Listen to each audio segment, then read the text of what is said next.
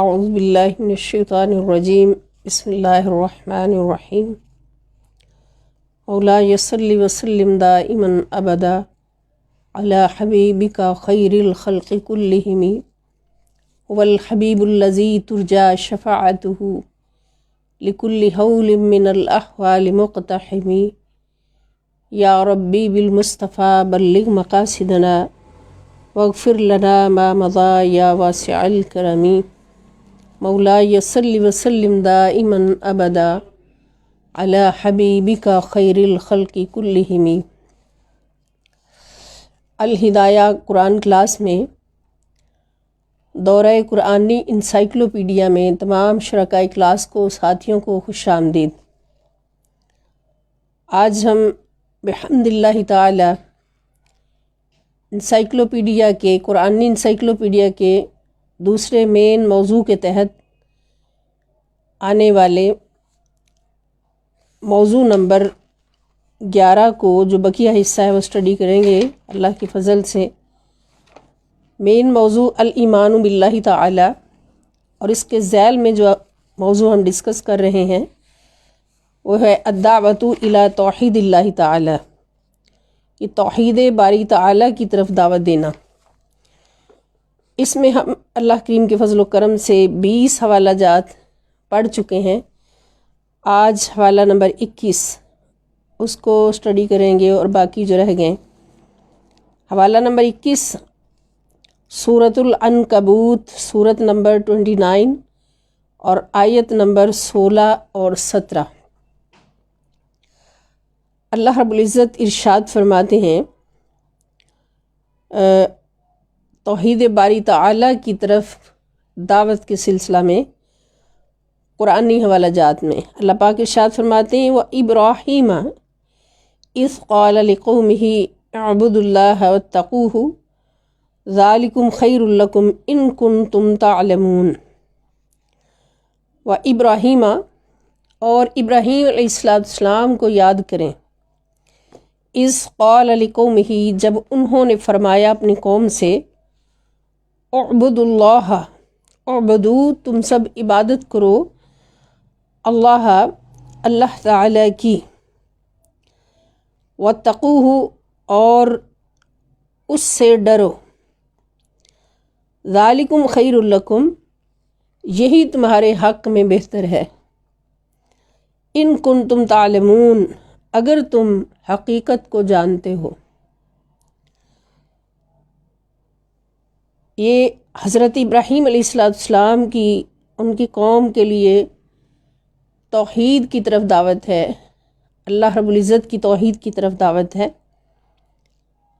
تو لاسٹ میں بھی جو حوالہ جات ہم نے پڑھے ہیں ان میں بھی یہی بات جو نچوڑ ہمیں سمجھ آیا کہ توحید باری تعالی یعنی عقیدہ توحید ایمان کی بنیاد ہے، ایمان کی بنیاد عقیدہ توحید ہے۔ تو اس لیے توحید باری تعالی کی طرف دعوت سب سے پہلے اللہ رب العزت نے عالم ارواح میں تمام انسانوں کو دی ہے، اور یہ ہم پہلے پڑھ چکے ہیں۔ اور توحید باری تعالی چونکہ ایمان کی بنیاد ہے عقیدہ توحید، تو اس کی طرف سب سے پہلی دعوت بھی اللہ رب العزت نے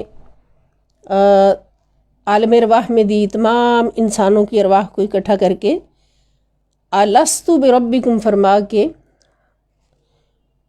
اور سب سے پہلے اس کی گواہی بھی اللہ رب العزت نے دی، جو ہم لاسٹ میں پڑھ چکے ہیں کہ شاہد اللہ انہ لا الہ الا ہو، اللہ نے اس کی گواہی بھی سب سے پہلے دی۔ اور پھر جب کائنات انسانیت کو پیدا فرمایا اور مقصد تخلیق انسان کو پورا کرنا چاہا، تو اللہ رب العزت نے پھر اسی دعوت کی یاد دہانی کے لیے انبیاء و رسول کا سلسلہ چلایا، اور 1,24,000 انبیاء کرام جو اس دنیا میں انسانیت کو راہ ہدایت پر چلانے کے لیے مبعوث فرمائے، اللہ رب العزت کی معرفت عطا کرنے کے لیے مبعوث فرمائے، تو ان سے بھی سب سے پہلے انہوں نے بھی سب سے پہلے دعوت توحید کا فریضہ ادا کیا، یعنی اس دعوت کی یاد دہانی کے لیے اللہ پاک نے انبیاء اور رسول کا سلسلہ چلایا، اور پھر صرف زبانی نہیں کہلوایا، زبانی ہی یاد دہانی نہیں کروائی، بلکہ انبیاء کرام پر اپنی عظیم کتابیں بھی نازل فرمائیں تاکہ یہ دعوت انبیاء کرام کا سلسلہ ختم ہو جانے کے بعد قیامت تک مخطوط صورت میں محفوظ رہے، جاری رہے۔ تو پھر کتابیں اس لیے اتاریں تاکہ اللہ رب العزت کا یہ مشن قیامت تک محفوظ رہے۔ تو اسی دعوت کا حق ادا کرتے ہوئے حضرت ابراہیم علیہ السلام کے بارے میں اللہ پاک فرماتے ہیں کہ ابراہیم علیہ السلام کو یاد کریں جب انہوں نے اپنی قوم سے فرمایا کہ اللہ کے سوا کسی کی عبادت نہ کرو، صرف اللہ کی عبادت کرو اور اسی سے ڈرو، یہی تمہارے حق میں بہتر ہے، ان کنتم تعلمون، اگر تم حقیقت کو جانتے ہو۔ اب یہاں پر اللہ کو ایک مانتے ہوئے، خدائے یکتا کو، معبود یکتا کو مانتے ہوئے اس کی عبادت فرض کر دی گئی۔ اور یہ فرض کیوں کی گئی؟ اس حقیقت کو اللہ پاک سورہ فاتحہ کے شروع میں بیان فرماتے ہیں کہ الحمدللہ رب العالمین، کہ تمام تعریفیں اللہ کے لیے ہیں۔ اور اللہ کون ہے؟ اگر تم سوال کرو کہ اللہ کون ہے، نہ ہمیں دکھائی دیتا ہے، نہ سنائی دیتا ہے، نہ چھوا جاتا ہے، نہ چکھا جاتا ہے، نہ سونگا جاتا ہے، پانچوں حصوں سے ہم اس کو محسوس نہیں کر سکتے، تو پھر اللہ کون ہے؟ تو اللہ پاک نے فرمایا رب العالمین، اللہ وہ ہے جو سارے جہانوں کا رب ہے۔ اب حمد اسی کے لیے، عبادت اسی کے لیے جو سارے جہانوں کا رب ہے۔ تو رب کون ہے؟ جو عطا کرنے والا ہے۔ رب کون ہے؟ جو عطا کرنے والا ہے، اس کی حمد اس لیے فرض ہے۔ یہ بات پہلے بھی ذکر ہو چکی کئی بار کہ اللہ پاک نے یہاں پر ایک کلیہ دے دیا، قانون دے دیا کہ میری عبادت، میری حمد، میرا ذکر، میری تسبیح و تقدیس اس لیے فرض ہے کہ میں رب العالمین ہوں۔ کوئی اور صفت نہیں یہاں فرمایا میں رب العالمین ہوں، اور رب العالمین ہونے کے ناطے اسی کی عبادت فرض ہے، اسی کا ذکر فرض ہے، اس لیے کہ رب اس کو کہتے ہیں جو ہر گھڑی عطا کرتا ہے۔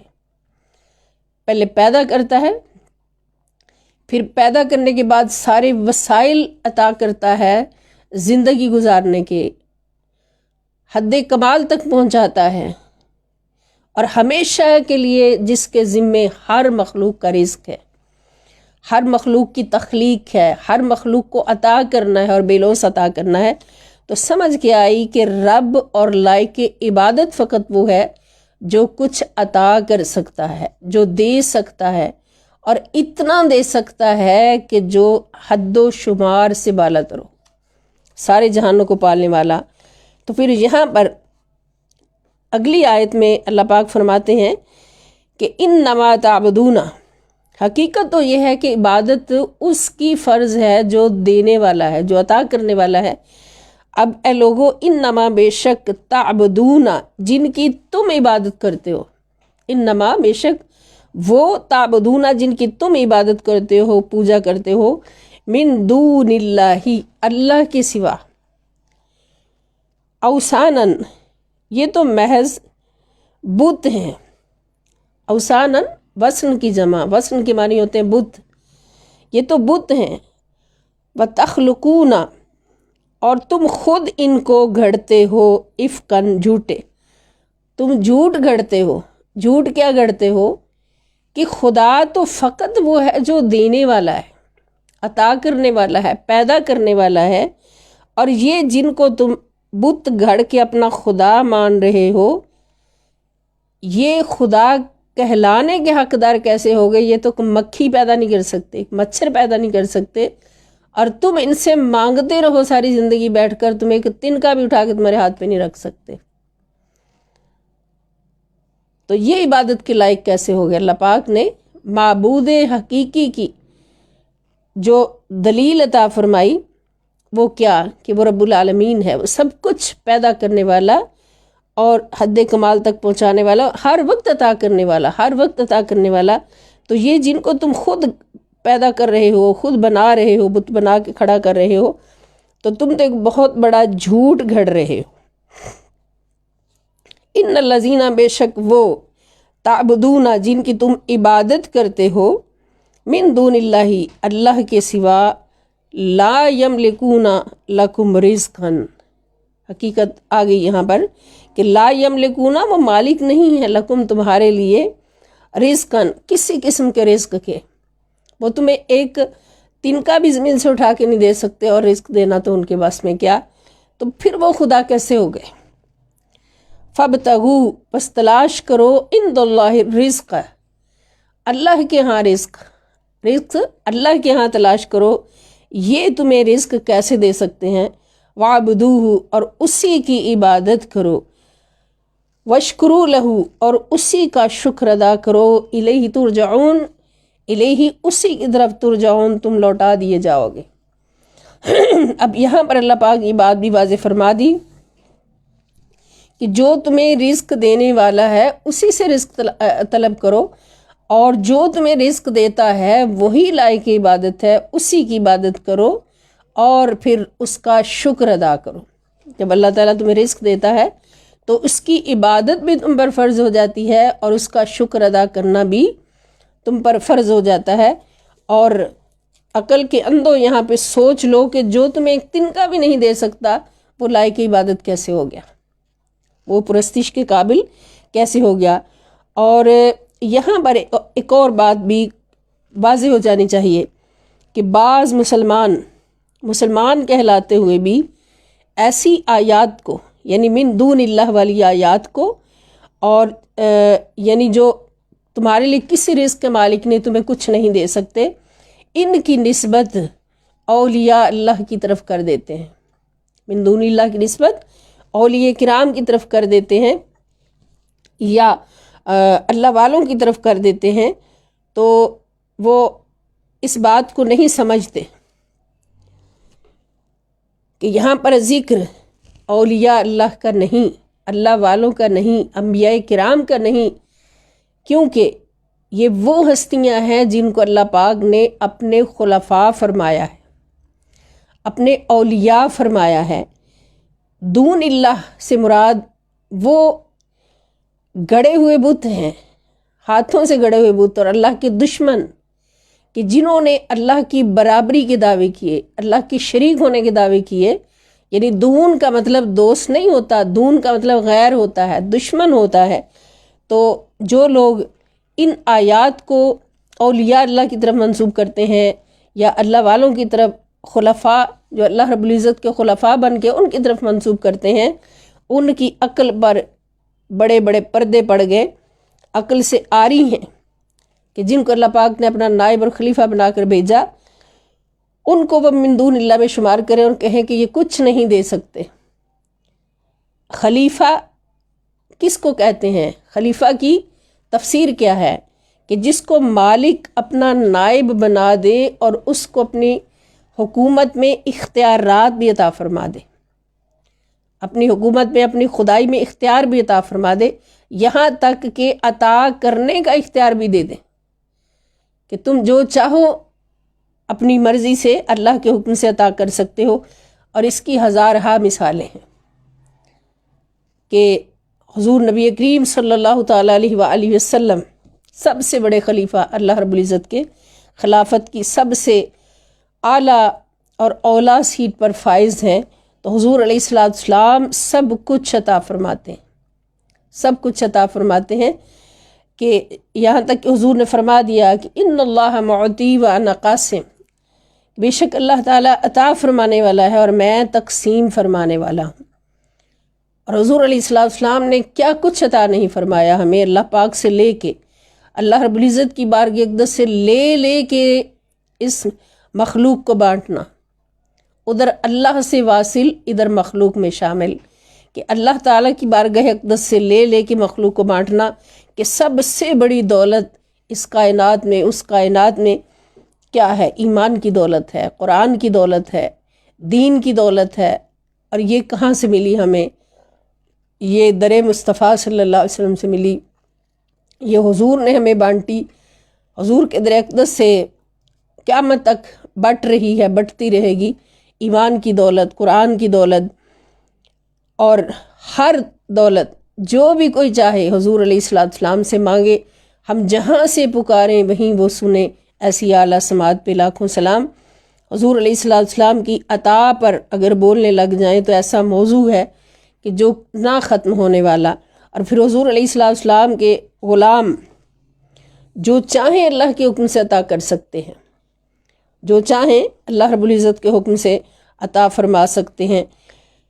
تو یہ آیات، ان آیات کو اولیاء کرام کی طرف منسوب کر دینا، اور ان کی گواہی خود اللہ رب العزت نے قرآن کریم میں دی کہ افمن کان میتا فاحییناہ وجعلنا لہ نورا یمشی بہ فی الناس، کہ کیا یہ انسان پہلے مردہ نہیں تھا، پھر ہم نے اس کو زندہ کیا، پھر ہم نے اس کو اپنا نور عطا کیا، اور وہ اب اس نور کو لے کر دنیا میں چلتا پھرتا ہے، بانٹتا پھرتا ہے. مقصد کیا چلنے پھرنے کا؟ کہ اس نور کو دنیا میں بانٹتا پھرتا ہے. اور حضرت خواجہ معین الدین چشتی اجمیری رحمۃ اللہ تعالی علیہ اجمیر کی سرزمین پر ہیں، ہندوؤں کی سرزمین پر ہیں، اور 90 لاکھ ہندوؤں کو ایمان کی دولت عطا کر رہے ہیں، ایمان کی دولت سے نواز رہے ہیں. تو یہ نوازش کہاں سے آئی؟ اللہ کی طرف سے آئی، مگر اس نوازش کو بانٹنے کے لیے اللہ پاک نے خواجہ اجمیری کی ڈیوٹی لگائی. تو اولیاء کرام کی یہ شان نہیں کہ ان کو من دون اللہ میں شمار کیا جائے. حضرت مریم، قرآن گواہ ہے کہ حضرت مریم سلام اللہ تعالی علیہ اللہ کی ولیہ ہے، ان کا حجرہ مبارکہ ہے. اور اللہ کے نبی حضرت زکریا علیہ السلام جو ان کے چچا ہیں رشتہ میں، وہی ان کے پاس جاتے ہیں، مسجد میں ایک حجرہ کے اندر رہتی ہیں، اللہ کی ولایت پر فائز ہیں، اور جنتی جو خاص عورتیں ہیں ان میں شامل ہیں، جنت کی سردار عورتوں میں شامل ہیں. تو ان کے حجرہ مبارکہ میں جب جاتے ہیں تو حضرت زکریا علیہ السلام کیا دیکھتے ہیں کہ ان کے حجرہ مبارکہ میں بے موسم پھل پڑے ہوتے ہیں جو باہر دنیا میں کہیں نظر نہیں آتے. حضرت مریم کے حجرہ مبارکہ میں پڑے ہوتے ہیں. تو آپ پوچھتے ہیں کہ یا مریم انا لکی ھذا، اے مریم یہ تیرے پاس کہاں سے آئے یہ پھل؟ تو فرماتی ہیں ہوا من عند اللہ، قالت ہوا من عند اللہ، کہ حضرت مریم فرماتی ہیں اللہ کی طرف سے آئے ہیں. تو اللہ کی طرف سے تحفے آتے ہیں اولیاء کرام کی درگاہوں پر، خاص تحائف آتے ہیں اولیاء کرام کی درگاہوں پر، اور پھر اولیاء کرام آگے بانٹتے ہیں، ان تحائف کو آگے بانٹتے ہیں، بانٹنے پر ڈیوٹی لگی ہوتی ہے.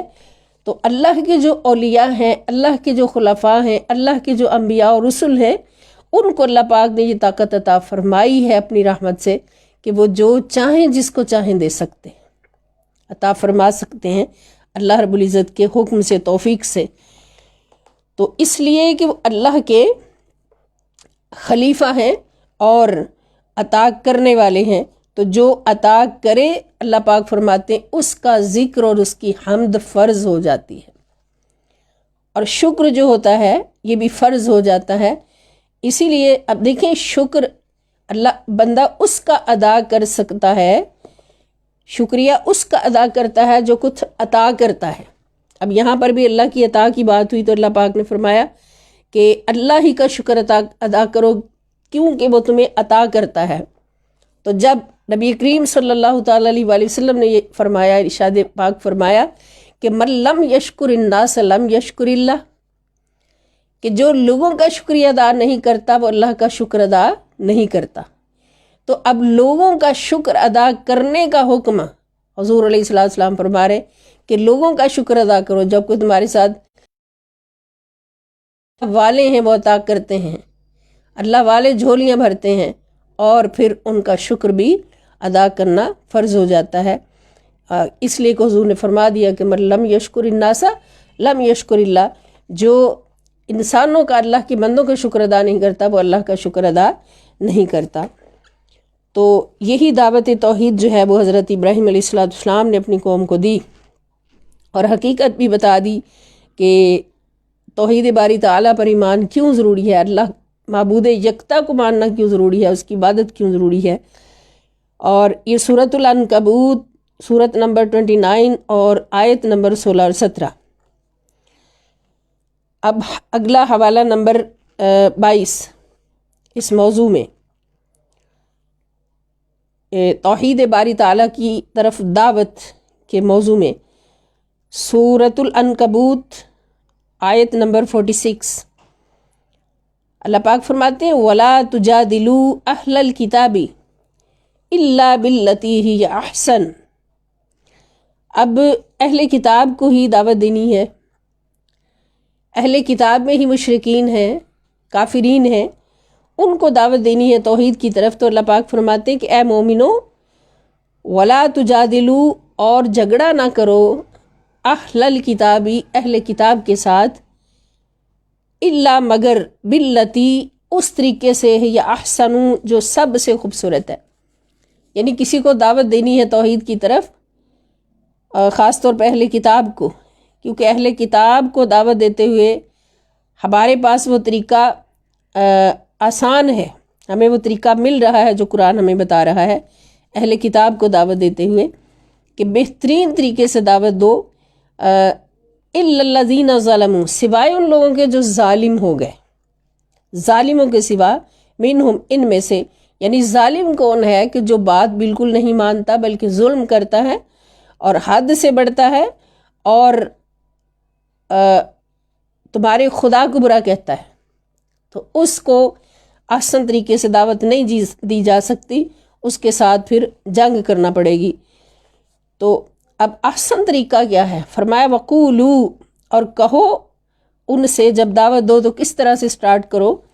ان سے کہو آمنا، ہم ایمان لائے ہیں، بالذی، اس پر بھی، انزل، جو اتارا گیا ہے، الینا، ہماری طرف، ہم اس پر بھی ایمان لائے ہیں جو ہماری طرف اتارا گیا ہے، یعنی قرآن کریم، وانزل، اور جو اتارا گیا ہے، الیکم، تمہاری طرف، اور ہم اس پر بھی ایمان لائے ہیں جو تمہاری طرف اتارا گیا ہے، وَإِلَٰهُكُمْ وَإِلَٰهُنَا وَإِلَٰهُكُمْ وَاحِدٌ، وَإِلَٰهُنَا، اور ہمارا معبود، وَإِلَٰهُكُمْ، اور تمہارا معبود، واحد، ایک ہی ہے، یعنی اسی خدا نے تمہاری کتاب کو اتارا اور اسی خدا کی طرف سے ہماری کتاب اتری، اسی خدا کی طرف سے تمہارے نبی آئے، اسی خدا کی طرف سے ہمارے نبی آئے، تو ہم اپنے نبی پر بھی ایمان لاتے ہیں اور تمہارے نبی پر بھی ایز نبی ایمان لاتے ہیں، اپنی کتاب پر بھی ایمان لاتے ہیں، اور تمہاری کتاب پر بھی یہ سمجھ کر ایمان لاتے ہیں کہ اللہ کی طرف سے یہ کتاب نازل ہوئی ہے،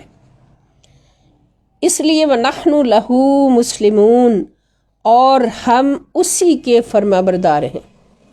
یعنی اہل کتاب کو یہ دعوت دینے کا طریقہ اللہ پاک نے سکھایا، چونکہ ان کے پاس بھی نبی بھی ہے اور کتاب بھی ہے، تو جب تم ان سے یہ کہو گے کہ اسی خدا پر ہم ایمان لائے جس کی طرف سے ہماری کتاب اتری اور جس کی طرف سے تمہاری کتاب اتری، اس کا مطلب تمہارا اور ہمارا خدا ایک ہے، تو پھر کیوں نہیں اکٹھے مان لے آئیں؟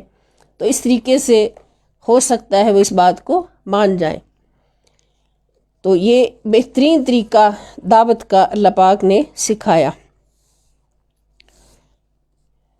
یعنی دوسروں کی نفسیات کو پڑھ کر سمجھ کر تو پھر ان کو دعوت دی جائے ان کی نفسیات کے مطابق، چونکہ ان کو اپنی کتاب سے محبت ہوگی، اپنے نبی سے محبت ہوگی، جب ان کی کتاب ان کے نبی کا حوالہ دیں گے تو پھر وہ تمہاری بات کو یقیناً مانیں گی، اور ہو سکتا ہے ضرور مان لیں۔ یہ حوالہ نمبر 22 یعنی دعوت الی التوحید دینے کا طریقہ اللہ پاک نے سکھایا۔ اور آگے حوالہ نمبر 23 سورہ فصلت 41 نمبر سورت اور آیت نمبر 6، قل انما انا بشر مثلکم، قل، اے پیارے حبیب صلی اللہ علیہ وسلم آپ فرما دیجئے کہ اے کافرو، انما، بے شک، انا، میں، بشرن، ظاہراً بشر ہوں، مثلکم، تمہاری طرح، طرح بشر ہی ہوں، تو پھر بھی تم میری بات کیوں نہیں مانتے؟ مجھ پر یقین کیوں نہیں کرتے؟ میری دعوت سے گریزاں کیوں ہو؟ اس کی قدر کیوں نہیں کرتے؟ یوحا الیہ، یوحا وحی کی جاتی ہے، الیہ میری طرف، انما کہ بے شک، الہکم الہ واحد، الہکم کہ تمہارا معبود، الہ واحد ایک ہی، اسی کی طرف سیدھے متوجہ رہو، اسی کی طرف سیدھے رہو، واستغفروہ اور اسی سے مغفرت طلب کرتے رہو، وویل للمشرکین اور مشرکوں کے لیے ہلاکت ہے، بربادی ہے مشرکوں کے لیے۔ اس میں بھی اللہ رب العزت نے نبی کریم صلی اللہ تعالی علیہ وآلہ وسلم کو توحید کی طرف دعوت دینے کا حکم فرمایا۔ اور حوالہ نمبر 24، یہ ماشاءاللہ سورۃ الاخلاص ہے، اور سورۃ الاخلاص جو ہے یہ عقیدہ توحید میں سب سے بڑی اتھارٹی ہے، سب سے بڑی دلیل ہے، اور اس پر ہم غور کریں گے کہ سورہ اخلاص ہمیں کیا بتاتی ہے۔ سبحان اللہ، سورہ اخلاص وہ صورت ہے جس کو 3 بار پڑھنے سے ایک پورا قرآن پاک پڑھنے کا ثواب حضور علیہ السلام فرماتے ہیں کہ اس کی یہ شان ہے، کیونکہ یہ عقیدہ توحید پر سب سے بڑا اور فصیح ترین حوالہ ہے۔ اس سورت کا موضوع جو ہے وہ عقیدہ توحید ہے۔ اس سورت کا موضوع کیا ہے؟ عقیدہ توحید ہے۔ اس کو پہلے ایک بار پڑھ لیں، پھر اس کی وضاحت کی طرف آتے ہیں۔ اللہ پاک ارشاد فرماتے ہیں، قل هو اللہ احد، قل، اے پیارے نبی صلی اللہ علیہ وسلم آپ فرما دیجئے، هو اللہ، وہ اللہ، احد، وہ اللہ ہے جو یکتا ہے، جو ایک ہے، هو اللہ، وہی اللہ ہے، احد جو ایک ہے، یکتا ہے، اللہ الصمد، اللہ سب سے بے نیاز ہے، سب کی پناہ ہے اور سب پر فائق ہے، اس کے اوپر کوئی فائق نہیں، لم یلد، نہ اس سے کوئی پیدا ہوا، ولم یولد، اور نہ ہی وہ پیدا کیا گیا کسی سے، وَلَمْ يَكُنْ لَهُ كُفُوًا أَحَدٌ، اور نہ ہی اس کا کوئی ہمسر ہے، نہ ہی اس کا کوئی شریک ہے۔ اب اس پوری سورت کو ہم نے پڑھا، اس کی ہر آیت جو ہے وہ توحید باری تعالیٰ کی گواہی دے رہی ہے۔ اس سورہ مبارکہ کا موضوع ہی توحید ہے، عقیدہ توحید ہے، مگر ہم دیکھتے ہیں کہ سورہ مبارکہ کا آغاز لفظ قل سے ہے، لفظ قل سے، اور لفظ قل جو ہے وہ عقیدہ توحید میں شامل نہیں ہے۔ اس سورت کا جو موضوع ہے اس میں لفظ قل شامل نہیں ہے، موضوع تو توحید ہے، اور قل کا مطلب کیا ہے کہ آپ کہہ دیں۔ رسول اللہ صلی اللہ تعالیٰ علیہ وآلہ وسلم سے اللہ پاک فرما رہے ہیں کہ آپ کہہ دیں، تو یہ موضوع میں تو شامل نہ ہوا، لیکن اس سے ہمیں یہ سمجھ آئے گی کہ عقیدہ توحید ہے کیا۔ ایک ہوتا ہے اقرار وحدانیت، یعنی اللہ کے ایک ہونے کا اقرار، اور اقرار وحدانیت جو ہے، وحدانیت یعنی اللہ کو ایک ماننا، یہ عقیدہ توحید نہیں ہے، کیونکہ وحدانیت کا مطلب ہے کہ اللہ کی نشانیوں کو دیکھ کر اللہ کو ایک ماننا، اور بہت سارے مذاہب میں لوگ ایسے ہیں کہ جو اللہ کی نشانیوں کو دیکھ کر یہ یقین رکھتے ہیں، یہ قرار کرتے ہیں کہ اس پوری کائنات کو بنانے والا کوئی ایک ہے، اور اس پوری کائنات کا نظام ایک ہی طریقے پر چلانے والا ازل سے ابد تک ایک ہے، کہ سورج ایک ہی ٹائم پہ ہر روز نکلتا ہے، سردیوں میں جو ٹائم فکس ہے وہ چینج نہیں ہوتا، جو گرمیوں میں فکس ہے وہ چینج نہیں ہوتا، ایک ہی ٹائم پہ غروب ہوتا ہے۔ پھر ہر نظام، اس کائنات کا ہر نظام دیکھ کر اور پھر تخلیق انسانیت کو دیکھ کر، انسان جو اللہ کریم کی سب سے بڑی نشانی ہے، اللہ کے پہچان کی نشانی، اس کو دیکھ کر وہ شخص بولتا ہے کہ کوئی ایک اللہ ہے، کوئی ایک خدا ہے جو اس سارے نظام کو چلا رہا ہے۔ اگر دو ہوتے تو کہیں جھگڑا ہوتا، تو وہ اللہ کو ایک مانتا ہے، تو وحدانیت تو اس کے پاس ہے، لیکن عقیدہ توحید نہیں۔ اب عقیدہ توحید کیا ہے، اس کی وضاحت ہمیں سورہ اخلاص سے ملتی ہے۔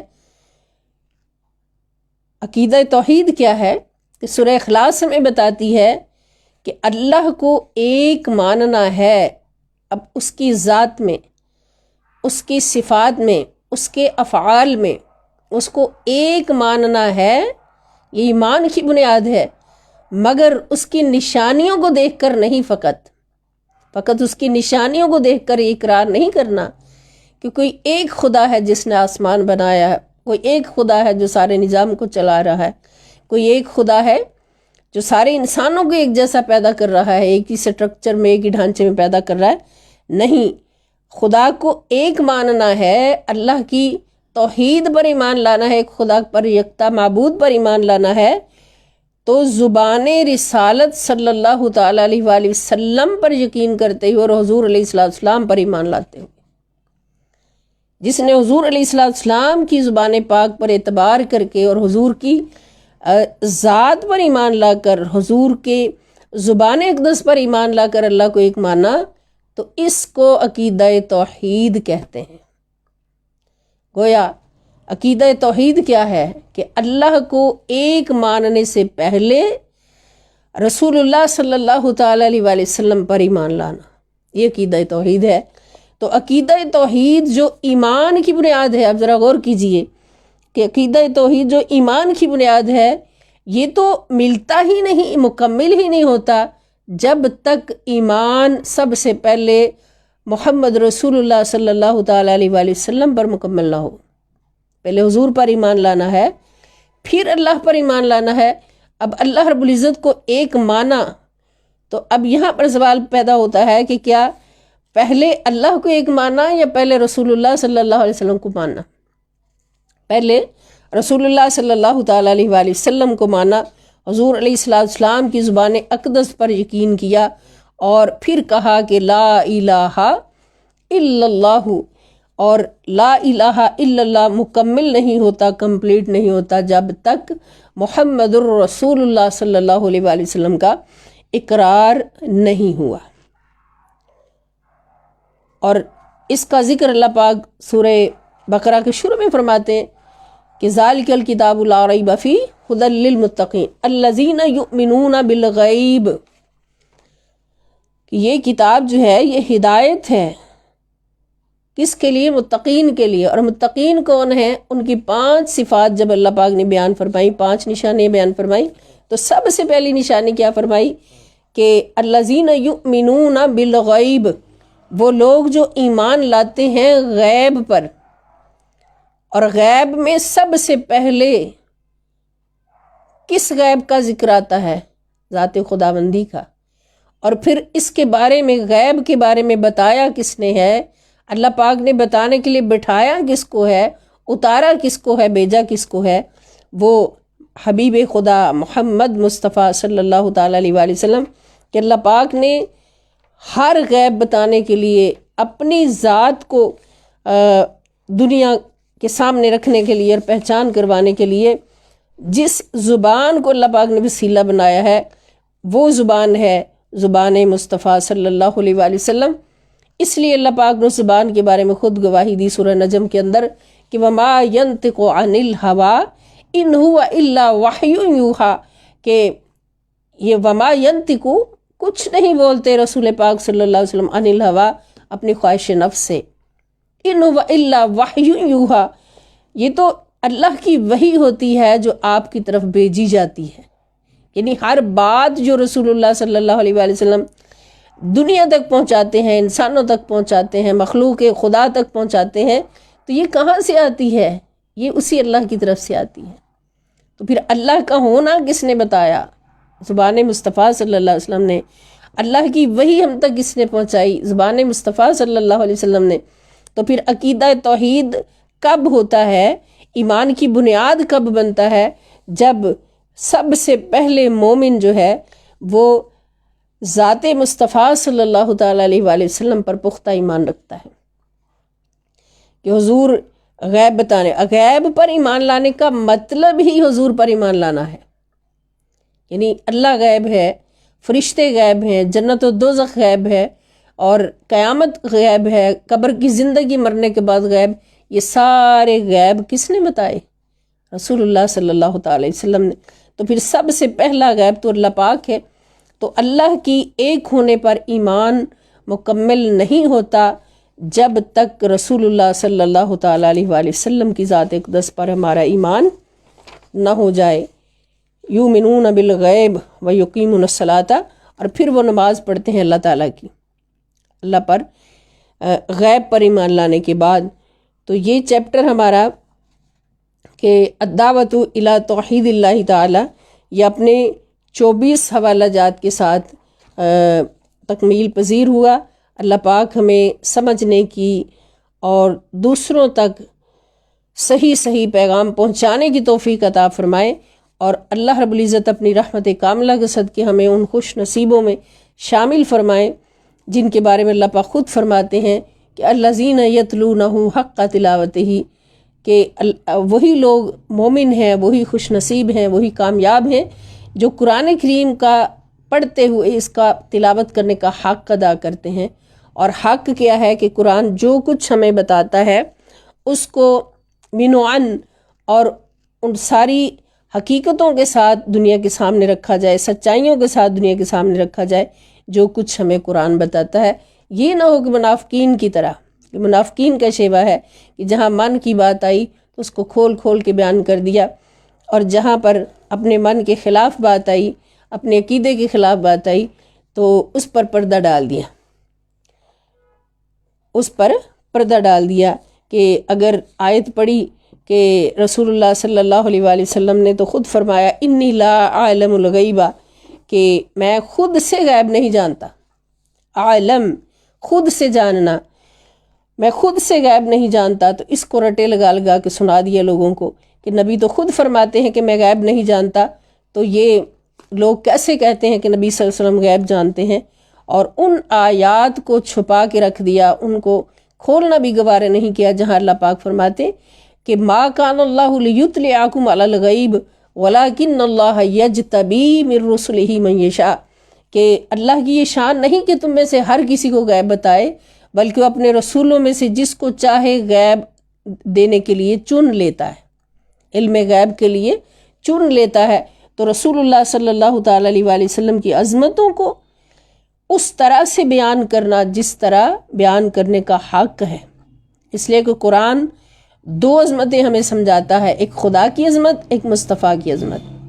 خدا کی عظمت زبان مصطفیٰ صلی اللہ علیہ وسلم سے، اور مصطفیٰ کی عظمت زبان خدا سے۔ قرآن ہمیں یہ دو پیغام دیتا ہے، تو ان دونوں پیغامات کو سمجھنا، یہی ایمان ہے اس قرآن پر، یہی اس کو قرآن کو پڑھنے کا حق ادا کرنا ہے کہ خدا کی عظمتیں کیا ہیں محمد مصطفیٰ جانے، اور مقام مصطفیٰ کیا ہے محمد کا خدا جانے صلی اللہ تعالی علیہ وآلہ وسلم۔ اللہ پاک ہر مومن کے ایمان میں برکتیں عطا فرمائے، اور ان لوگوں کو بھی ایمان کامل نصیب فرمائے کہ جن کے پاس کمی ہے۔ اللہ پاک ہم سب کو ایمان کی سلامتی پہ، ایمان کے کمال پہ جینا اور ایمان کی سلامتی پہ مرنا نصیب فرما۔ وما علی الا البلاغ المبین۔ والسلام علیکم ورحمۃ اللہ وبرکاتہ۔